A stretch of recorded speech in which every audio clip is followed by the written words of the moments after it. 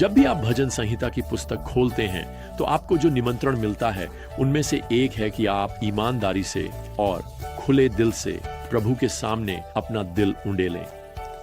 चाहे आपका मूड या भावना कोई भी हो, चाहे वह डर हो या आत्मविश्वास, प्रभु सुनने के लिए तैयार और प्रतीक्षारत हैं।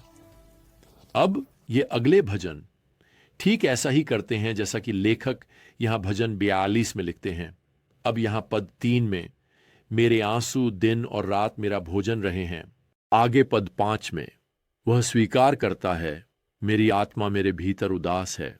खैर, यह एक विश्वासी की ईमानदार स्वीकारोक्ति है। यह व्यापक रूप से माना जाता है कि यह भजन यहां भजन 42 और पुस्तक 2 का उद्घाटन भजन है और मूल रूप से भजन 43 का हिस्सा था।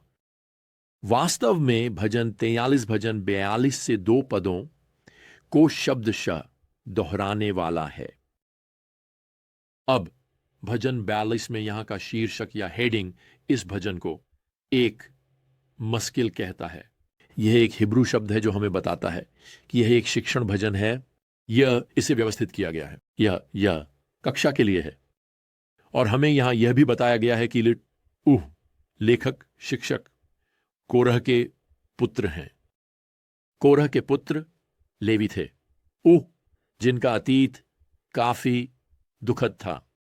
कोरह ने मूसा के खिलाफ विद्रोह का नेतृत्व किया था और भगवान ने हस्तक्षेप किया और उसे अन्य सभी षड्यंत्रकारियों के साथ न्याय किया और उन्हें मौत की सजा दी गई। वे गिनती अध्याय 16 में है। कोरह के पुत्र स्वयं अपने पिता के विद्रोह का हिस्सा नहीं थे। स्पष्ट रूप से वे तंबू में पुजारियों के वफादार सहायक बने रहे और उनके वंशजों का वर्णन 1 क्रॉनिकल्स अध्याय 6 के पद 21 में इस प्रकार किया गया है कि उन लोगों में से थे जिन्हें दाऊद ने प्रभु के घर में गीत सेवा का प्रभार दिया था जब वहां पर संदूक विश्राम कर रहा था। वैसे यह एक अच्छा अनुस्मारक है, यह आपके लिए याद रखने के लिए एक प्रोत्साहन है। धार्मिक माता पिता के अधार्मिक बच्चे हो सकते हैं और अधार्मिक माता पिता के बच्चे हो सकते हैं जो बड़े होकर भगवान के साथ चलते हैं। और कोरह के पुत्रों ने ठीक ऐसा ही किया। अपने पिता की असफलता के बावजूद वे बड़े होकर भगवान के साथ चलने लगे। अब भजन संहिता की इस दूसरी पुस्तक के कुछ सबसे प्रसिद्ध पद भजन 42 के आरंभिक पदों में यहां प्रकट होते हैं। जैसे हिरण बहते जल के लिए हाँफता है, आप इसे इस तरह प्रस्तुत कर सकते हैं, जैसे हिरण जल के लिए हाँफता है वैसे ही मेरी आत्मा आपके लिए हाँफती है। हे भगवान, मेरी आत्मा भगवान के लिए, जीवित भगवान के लिए प्यासा है। वैसे बहते जल की उस अभिव्यक्ति पर वापस आते हैं जो घाटी या खड्ड या दर्रे में सबसे गहरे जल चैनल का वर्णन करता है। इज़राइल के सूखे हिस्सों में ये नाले ढूंढना आसान नहीं था और इनमें हमेशा पानी नहीं होता था। इसलिए एक हिरण इन जलधाराओं के लिए इस पीड़ादायक अमूल खोज में हो सकता है।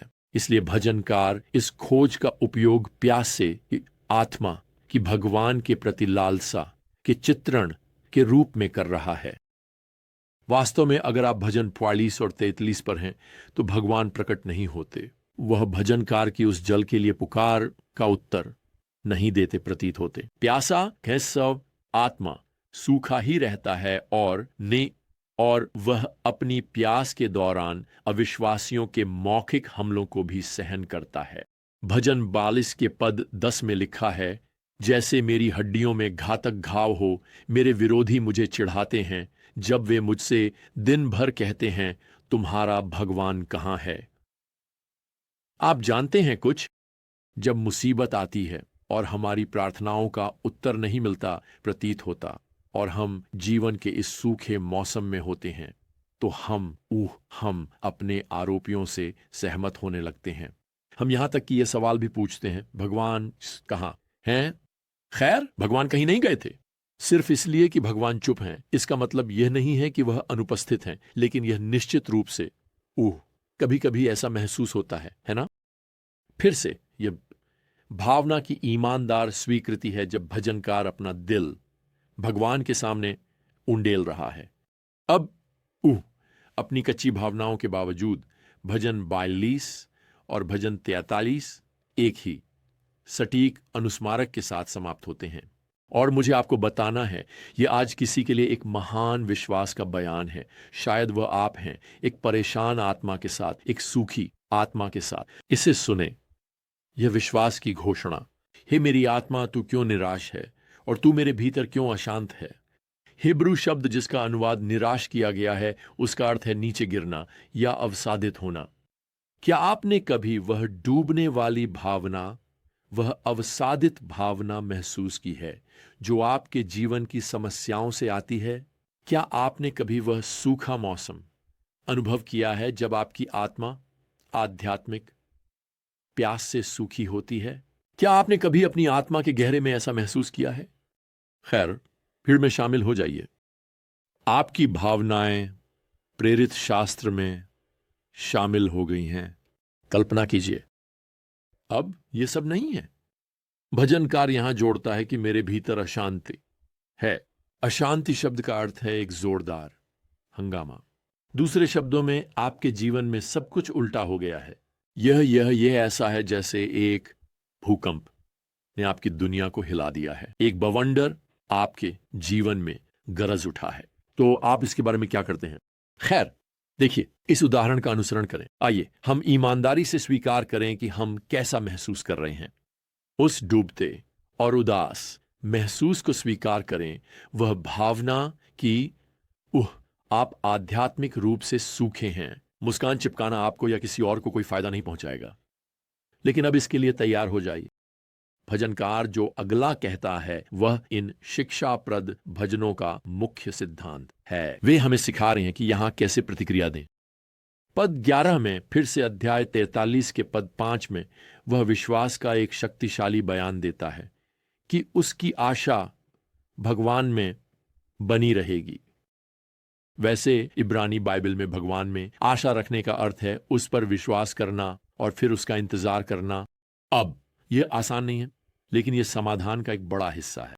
विश्वास करना और इंतजार करना, कहना आसान है, करना मुश्किल, लेकिन भगवान में आशा रखने का यही मतलब है। आप उस पर विश्वास कर रहे हैं और उसका इंतजार कर रहे हैं। और भजनकार वास्तव में किसकी आशा कर रहा है? खैर, वह हमें बताता है, क्योंकि ये दोनों भजन एक ही तरीके से समाप्त होते हैं। भगवान में आशा रखो, क्योंकि मैं फिर से उसकी स्तुति करूंगा, मेरा उद्धार और मेरा भगवान। दूसरे शब्दों में, वह भूकंप जो अभी आपके जीवन में आया और सब कुछ उल्टा कर दिया, वह कुछ ऐसा नहीं है जिसके लिए आप हल्लुयाह चिल्लाएं। वह ये नहीं कह रहा है। वह अपने उद्धार के लिए भगवान की स्तुति कर रहा है। यह तथ्य कि वह यहां कहता है कि भगवान मेरे भगवान हैं। आप देखिए, यह व्यक्तिगत विश्वास कि वह आपके भगवान और आपका उद्धार है, यही वह तरीका है जिससे आप भगवान में आशा पाते हैं। तो ये दो प्लीम और तो ये दो भजन हमें सिखा रहे हैं कि भगवान की स्तुति की जा सकती है, क्योंकि वह स्तुति के योग्य हैं, भले ही उनके उत्तरों का सही समय हमें प्रतीक्षा करवा रहा हो। यह हमारे इच्छाओं से पूरी तरह मेल नहीं खाता। और मैं आपको बताना चाहता हूं, जब आप उनमें अपना विश्वास प्रकट करते हैं तो परिस्थितियां बदल सकती हैं या नहीं, लेकिन आपके दिल जरूर बदलते हैं। जब हम अपने जीवन में उनकी उद्धारकारी कृपा को स्वीकार करते हैं तो हमारा विश्वास एक तरह से आध्यात्मिक विकास में परिवर्तित हो जाता है, विशेष रूप से सूखे मौसमों और निराशाजनक समय में। खैर, अब यहां भजन 24 में प्रभु में यह आशा एक राष्ट्रीय महत्व का रूप ले लेती है। यह एक याद दिलाने वाली बात है कि राष्ट्र इस्राएल ने सूखे मौसमों और कठिन समयों को सहा है। यह ऐसे समय जब ऐसा नहीं लगता कि भगवान उनकी मदद के लिए आ रहे हैं। वास्तव में यह भजन स्पष्ट करता है कि राष्ट्र ने प्रभु की अवज्ञा की है कि उनकी अनुशासनात्मक कार्रवाई उन पर खैर पूरी तरह से योग्य थी। यहां 9 से 18 तक की आयतें मूल रूप से इस्राएल के इतिहास की समीक्षा करती हैं, जैसा कि पूर्व में व्यवस्था विवरण अध्याय 28 में भविष्यवाणी की गई थी। वास्तव में भजनकार व्यवस्था विवरण अध्याय 28 का संकेत देता है। यहां आयत 14 में जब वह कहता है, आपने हमें, यह राष्ट्र इज़राइल है, यह राष्ट्रों के बीच एक कहावत, लोगों के बीच हंसी का पात्र बना दिया है। अब इज़राइल की पश्चाताप यहां भजन 44 में दर्ज नहीं है, और ऐसा इसलिए है क्योंकि यह पहले ही हो चुका है।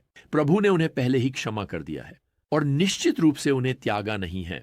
वैसे प्रेरित पौलुस ने रोमियो के अध्याय 8 में इस भजन को उद्धृत करते हुए यह विचार समर्थन किया है कि विश्वासियों के जीवन में दुख सामान्य बात है, और यह इस बात का प्रमाण नहीं है कि परमेश्वर आपको भूल गया है। इसका मतलब यह नहीं है कि भगवान ने आपको त्याग दिया है। वास्तव में पौलुस के अनुसार इसके विपरीत सत्य है।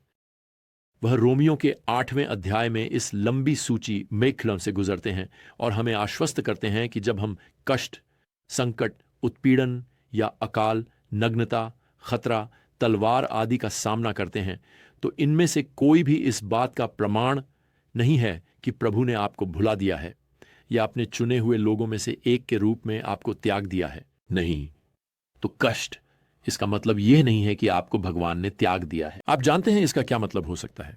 इसका मतलब हो सकता है कि आप भगवान के लिए खड़े हो रहे हैं, और मैं आपको बता सकता हूं, यदि आप प्रभु का अनुसरण कर रहे हैं और आपकी आशा उसमें है, जैसा कि दाऊद लिखते हैं, तो कष्ट का मतलब है कि आप भगवान के बच्चे के रूप में बढ़ रहे हैं।